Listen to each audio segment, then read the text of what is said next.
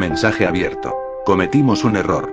Así de simple, la innegable verdad del asunto, sin importar cuán doloroso llegue a ser. El error no se cometió en nuestros observatorios, aquellas máquinas tan precisas como ninguna, que solo nos mostraban la verdad a la luz de los hechos. El error no estaba en nuestro predictor, aquel dispositivo de lógica exacta e infalible, que convertía datos en bruto en información útil sin los estigmas de la emoción ni sesgos. No, el error estaba dentro de nosotros. Los orquestadores de este desastre, los seres inteligentes que pensaban de sí mismos como por encima de estas fallas. Somos los responsables.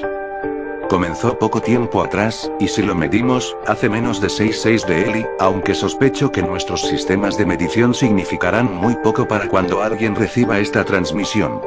Detectamos vagas señales de radio provenientes de una inteligencia en crecimiento a 2,14 de Elis fuera del núcleo galáctico, como viajan los fotones. Estas fugas en la transmisión, en un principio débiles y sin estructura, aumentaron rápidamente en complejidad y fuerza, así como los mensajes que llevaban consigo. A través de nuestros observatorios vimos un mundo de conflicto y violencia, habitado por una raza barbárica de alimañas de corta duración y reproducción acelerada. Eran seres brutales e incultos que se apuñalaban, disparaban y quemaban los unos a los otros sin ningún respeto por la vida o propósito. Incluso sus conceptos del arte expresaban conflicto y dolor. Se dividieron entre sí de acuerdo a unos bizarros patrones culturales y establecieron cada una de sus industrias con el fin de causar muerte. Nos aterraban, pero éramos más viejos y por consiguiente más sabios, y vivíamos sumamente lejos de ellos, así que no nos preocupamos.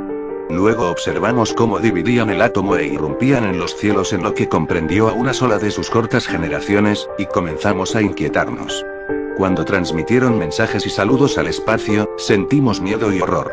Sus transmisiones prometían paz y compañerismo a aquel que estuviese escuchando, pero los habíamos observado por demasiado tiempo como para creer en tales actitudes. Sabían que estábamos aquí, y estaban dispuestos a venir por nosotros. Los orquestadores consultaron al predictor, y su dictamen fue grave. Ellos se multiplicarían y crecerían hasta rebasar su propio sistema como si fuesen gusanos devoradores, consumiendo todo lo que interviniese en su camino. Podría tomar 6-8 de Elis, pero nos destruirían de no ser controlados. Con tales miedos decidimos actuar, y sellamos nuestro destino. El don de la misericordia era 8-4 pasos de largo con una cabeza de 2-4 de diámetro, lleno de muchos 4-4 de peso en maquinaria, combustible y lastre. Podía empujarse a sí mismo a 2-8 de velocidad de la luz con su combustible interno, y luego empezar a consumir 2-2 de elemento primario interestelar para dar sustento a su ilimitada aceleración. Estaría viajando a casi la velocidad de la luz cuando chocase. Nunca lo verían venir. Su lanzamiento sería un día de luto, celebración y reflexión. El horror del acto que habíamos cometido recayó con severidad sobre nuestros hombros. La necesidad de nuestro crimen hizo poco para consolarnos. El don había apenas limpiado el halo exterior de los cometas cuando nos dimos cuenta del error, pero era muy tarde. El don no podía ser detenido, no podía ser redirigido o desviado de su trayectoria. Los arquitectos y sus equipos de trabajo, aterrorizados por el desmesurado poder de lo que habían elaborado, acabaron con su vida en silencio, caminando sin protección por las zonas de radiación, descuidando su propio requerimiento de presión nula o simplemente deteniendo su consumo de nutrientes hasta que sus funciones metabólicas colapsasen. Las pérdidas terribles en vidas había obligado a los orquestadores a reestructurar el diseño y la construcción del don. Pero no tuvieron el tiempo necesario para implementar o diseñar nada fuera de lo simple, motores colosales y los sistemas de estabilización. Solo pudimos ver con horror y vergüenza cómo la luz del genocidio se desvaneció por infrarrojo frente al vacío distante. Crecieron, y cambiaron, en un puñado de generaciones abolieron la guerra, abandonaron sus tendencias violentas y se volvieron precursores de la vida y el arte. Los vimos renovarse primero a sí mismos, y luego a su mundo. Sus suaves y frágiles cuerpos dieron paso a resplandecientes metales y plásticos, unificaron a sus poblaciones a través de una red de comunicaciones omnipresente y produjeron arte con un poder y emoción admirables, del tipo que la galaxia no había visto antes. O de nuevo, por nuestra culpa. Transformaron la Tierra en un paraíso, según sus estándares, y muchos 16S de ellos se extendieron al sistema circundante con un vigor y una rapidez que solo podíamos envidiar. con cuerpos hechos para sobrevivir cada ambiente desde la superficie iluminada por el día de su propio planeta, hasta la atmósfera de su inmenso gigante de gas y el frío vacío entre medio, se propusieron esculpir de su sistema algo hermoso. Al principio los creíamos simples mineros, extrayendo de los planetas rocosos y lunas recursos vitales. Pero luego comenzamos a ver la finalidad de sus construcciones, el arte tallada en cada superficie y trazada a lo largo del sistema a manera de brillantes luces y numerosos senderos entremezclándose.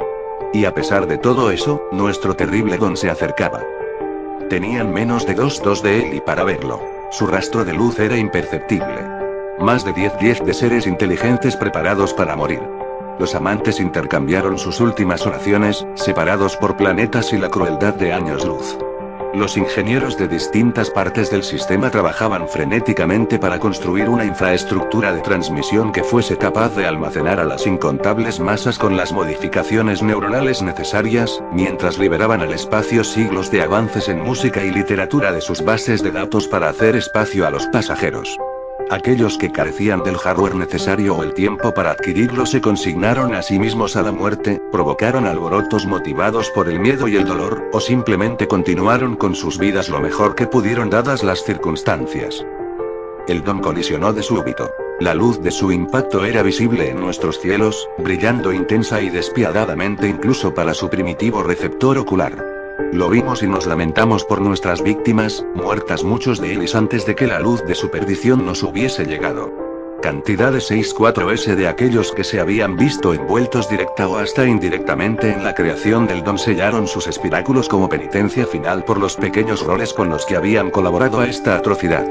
La luz disminuía, el polvo se disipaba, y nuestros observatorios se enfocaron en el lugar donde su resplandeciente planeta azul había colgado del vacío, y solo encontraron polvo y los pálidos destellos de una luna huérfana, envuelta en la brizna ya quemada de la atmósfera que alguna vez le había pertenecido a su padre.